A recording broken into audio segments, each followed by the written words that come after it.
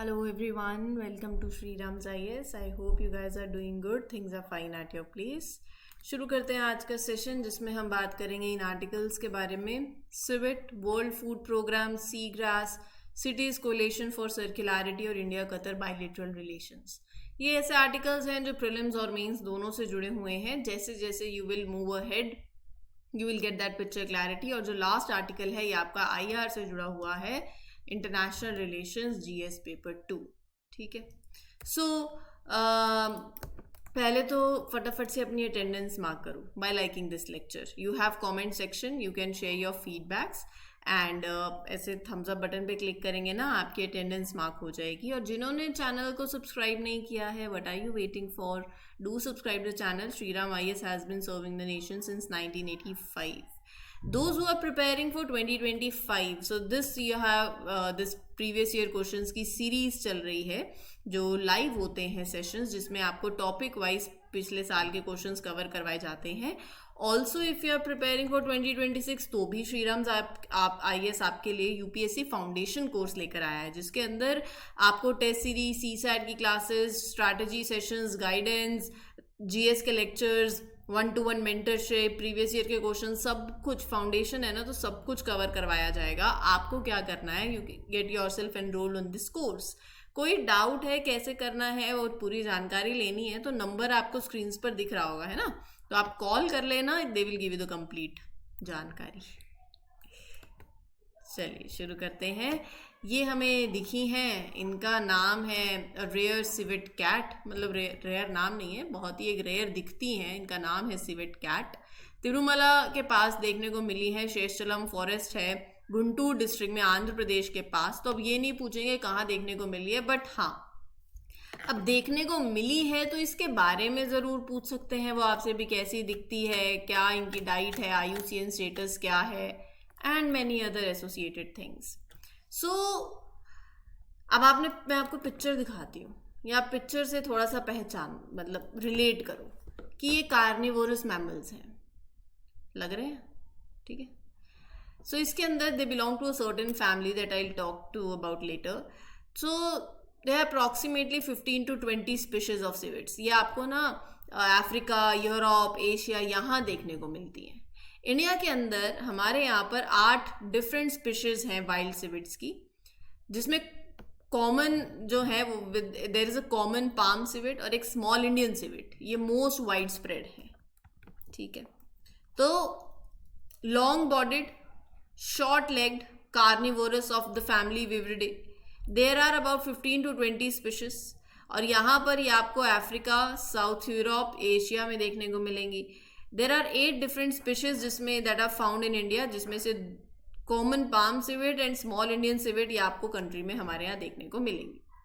जो rarest of all civet है वो है मालाबार लार्ज स्पॉटेड सिविट, जिसको मालाबार सिविट भी बोलते हैं। ये वेस्टर्न घाट्स में that is endemic to, endemic very important, और ये क्रिटिकली एंडेंजर्ड है, ये भी और ज़्यादा इंपॉर्टेंट हो जाता है।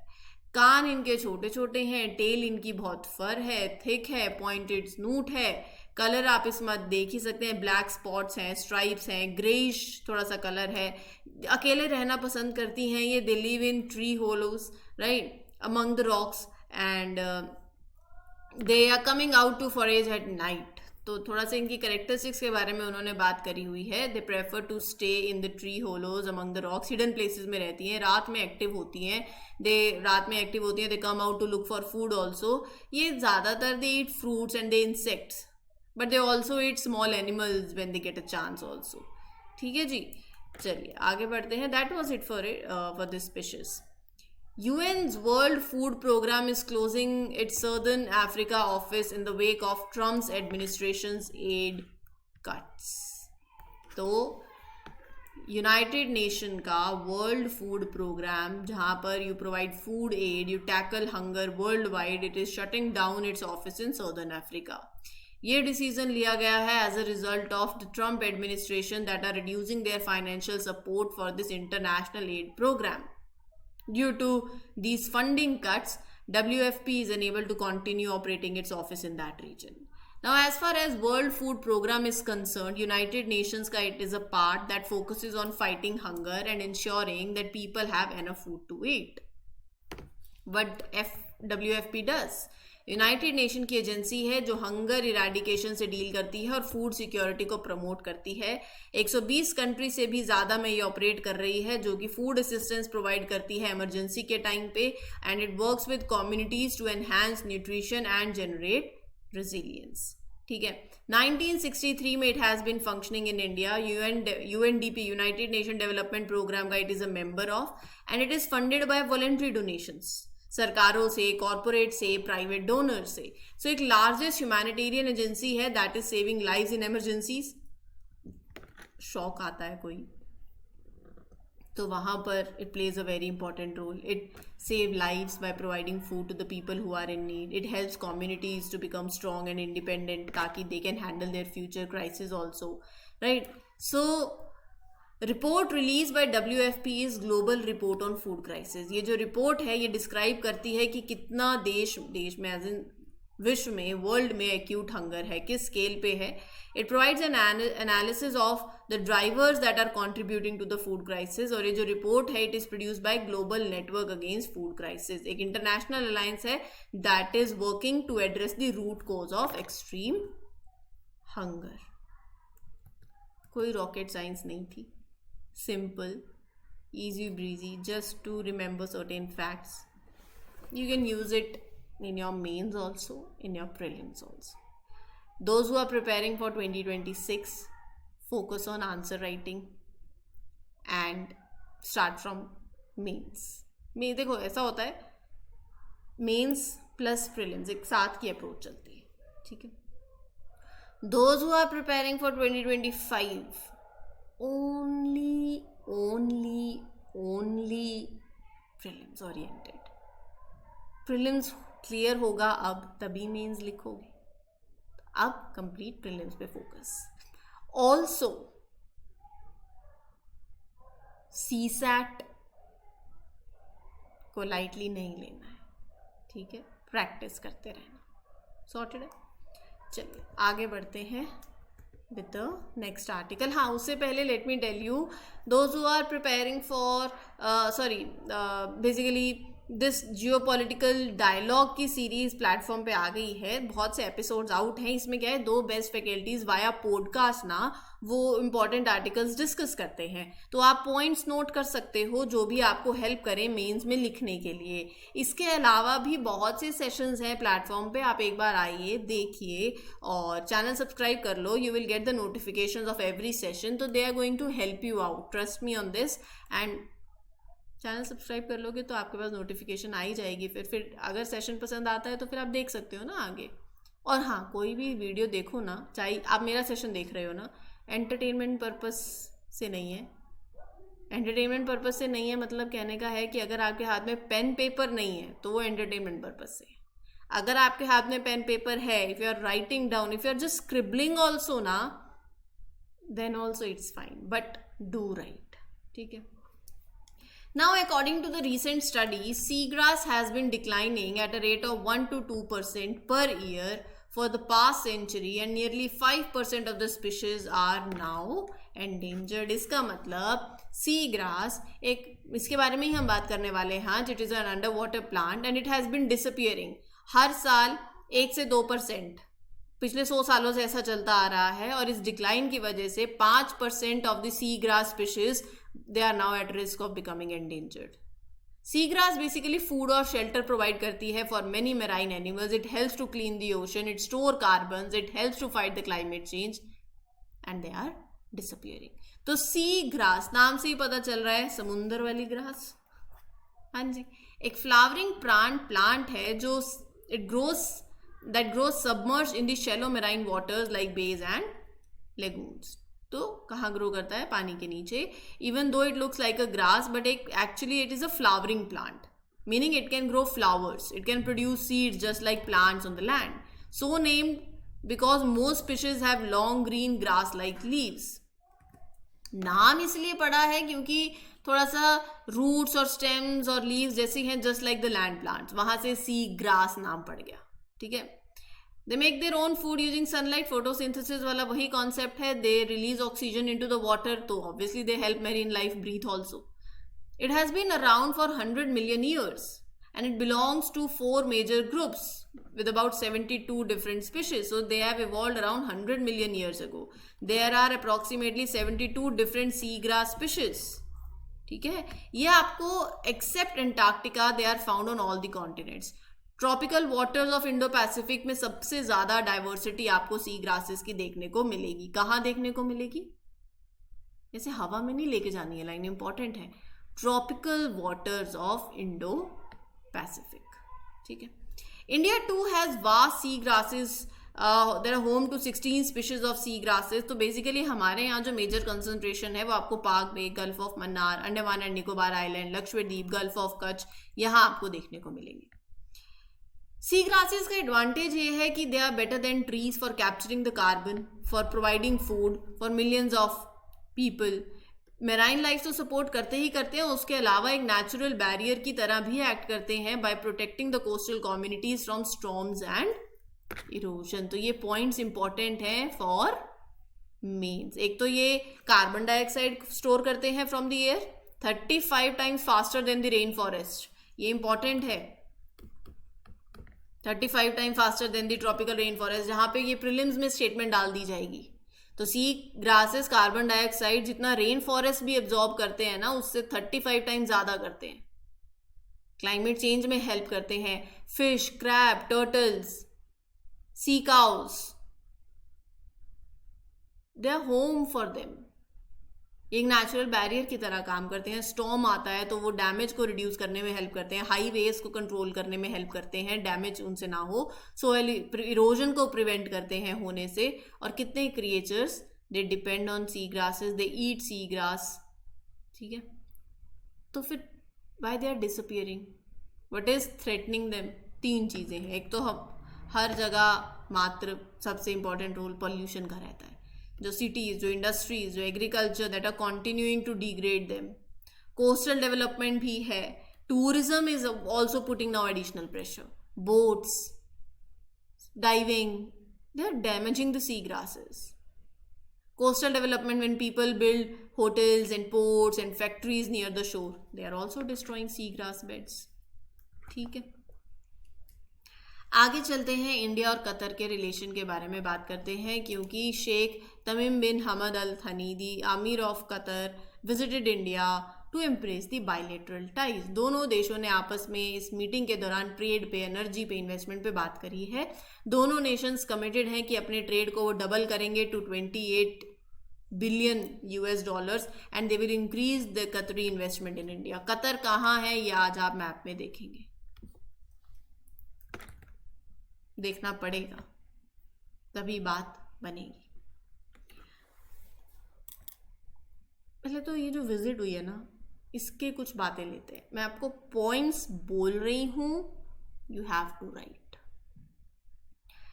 दोनों देशों ने अपनी पार्टनरशिप को अपग्रेड करने की बात करी. They will work more closely in trade, in investment, in energy, in security. तो बेसिकली स्ट्रॉन्गर रिलेशनशिप पे बात हुई.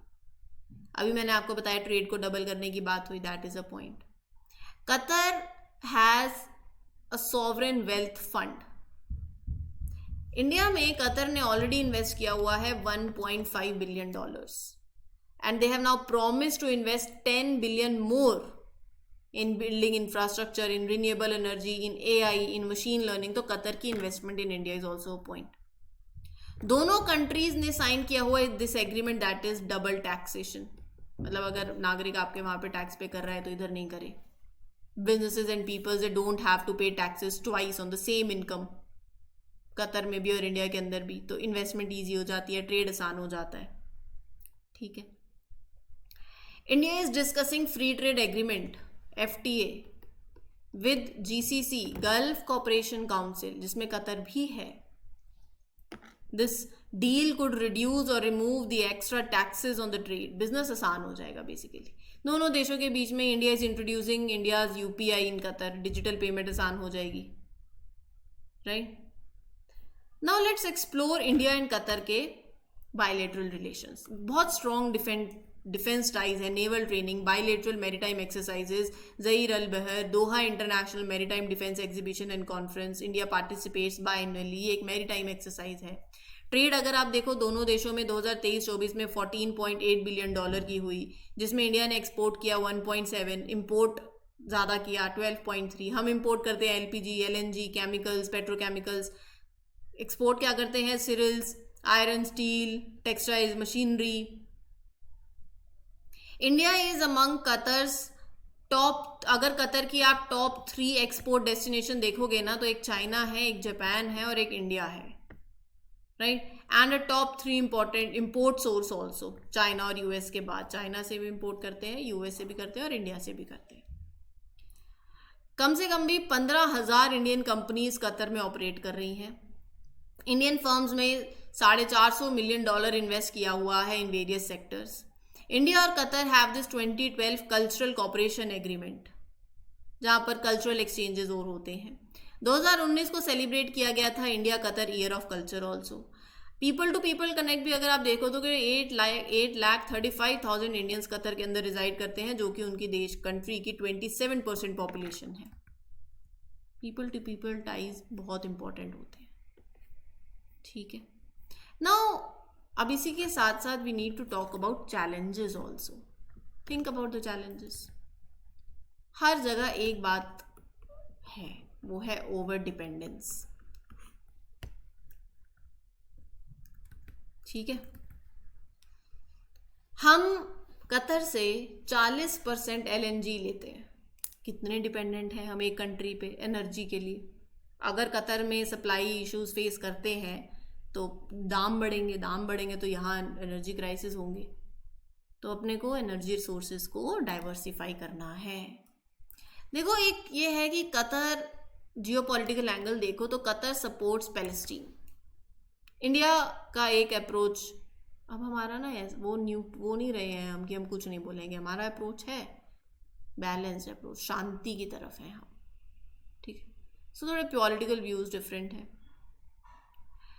Now, many Indian workers in Qatar, they face issues also like low wage, poor working conditions and legal difficulties, delay in the salary payments, and India can work with Qatar regarding labor rights also. Now, there is an approach with counter-terrorism policy gaps also. India and Qatar need to enhance their security cooperation. They share intelligence to counter terrorism effectively, but their approach is different. 2022 में remarks made about prophet Muhammad by थोड़े ना एक diplomatic dispute आप लगा सकते हैं। जब religious sensitivities पे आप बात कर सकते हैं, डिप्लोमेटिक सेंसिटिविटीज़ पे बात कर सकते हैं। तो यहाँ फिर दिक्कतें, रिलेशंस फिर स्ट्रेन हो जाते हैं। फिर ट्रेड, इन्वेस्टमेंट और वर्कर की सेफ्टी, इन सब पे दिक्कत आती है फिर, राइट। कतर मेनली इन्वेस्ट करता है इंडिया की इंफ्रास्ट्रक्चर के अंदर, बट मैन्युफैक्चरिंग में, टेक्नोलॉजी में देयर इज लेस इन्वेस्टमेंट। तो India can encourage Qatar to invest in startups, AI, renewable energy, digital industries, ताकि एक मोर बैलेंस्ड अप्रोच हो सके, ठीक है। सो फर्स्ट ऑफ ऑल, एक तो अपने को डिपेंडेंस कम करनी है, हमें अपने इकोनॉमिक और एनर्जी टाइज को डाइवर्सिफाई करना है। And India, see you can expand your naval security collaborations also, तो you can strengthen your security there. Labour और माइग्रेशन की पॉलिसीज को इम्प्रूव करना है। थर्ड, कल्चरल और एजुकेशनल कोलैबोरेशन और हो सकती है। Bollywood is very popular in Qatar. More cultural, Indian cultural festivals and movie screenings, they will strengthen people to people ties. More Indian universities should set up campuses in Qatar. Student will get that Indian education quality without traveling abroad. ठीक है। So these are the things. Now अब ये बात ना यहाँ ख़त्म नहीं होती है। थोड़ा सा ये पढ़ ही रहे हैं तो चलो थोड़ा मिडल ईस्ट घुमाते हैं। GCC की बात हुई ना, Gulf corporation Council, these are basics. Back to basic is very important. India का रिलेशनशिप मिडिल ईस्ट के साथ इट नॉट जस्ट अबाउट कि ऑयल और गैस खरीदना है। Economic investment, security collaboration, strategic operation, very important, ठीक है। सो इंडिया का रिलेशनशिप, अब see Qatar is a very important player in the Middle East. Are you getting my point? So Qatar has invested in Indian agriculture. India and Qatar are working together on clean energy projects. These are important. आपको वो याद होगा ना, India middle east Europe economic corridor. This corridor will boost trade. It will improve connectivity between India and Middle East and Europe. Qatar can play a very important role here in strengthening the India ki economic presence in that Gulf region. Right? So,